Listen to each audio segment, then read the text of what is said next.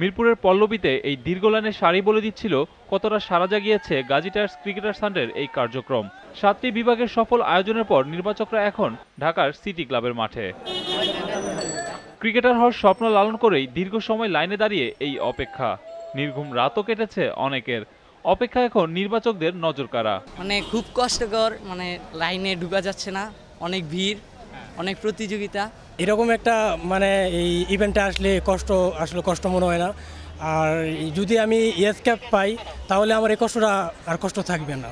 মাঠের বাইরে লাইনের সীমানা যেমন পেরিয়েছিল কিলোমিটার, তেমনি ভেতরও ছিল উপচে পড়া ভিড়।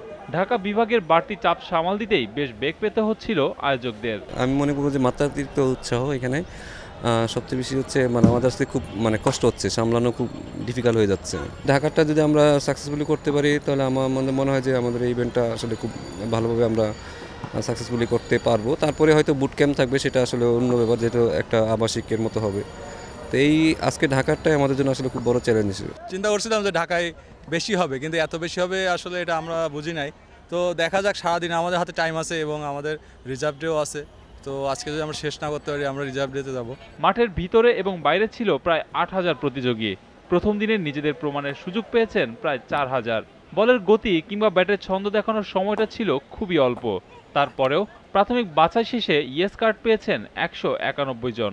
কনফিডেন্স পুরোপুরি ছিল, অনেক হার্ডওয়ার্ক করছি, আগেও অনেক জায়গায় ব্যর্থ হয়েছি, তবুও চেষ্টা করতেছি আবার। তো সারা রাত ঘুম হয় নাই, যে সকালবেলা আসবো, ভালো করব, চেষ্টা করবো ভালো করার জন্য। ইনশাল্লাহ যতটুকু সার্থ ভালো করতে পারছি। এটাই আমার জীবনে প্রথম ইয়েস কার্ড, যেখানে আমি প্রথম ট্রায়াল দিতে আসি।